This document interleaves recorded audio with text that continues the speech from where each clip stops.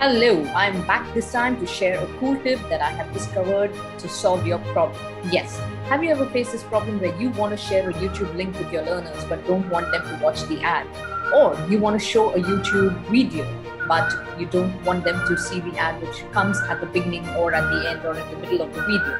Well, there's a solution to this because all that you need to do is when you are going to be sharing the screen or the link with your learners, all you need to do is, do you see the watch out here? Yep.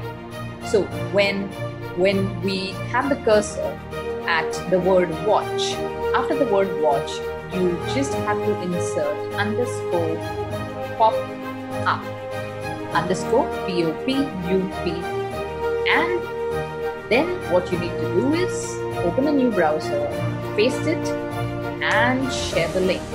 So when you do that, what is going to happen is you are going to be landing on the page which will showcase the video without any ads, and your video will start without any ads.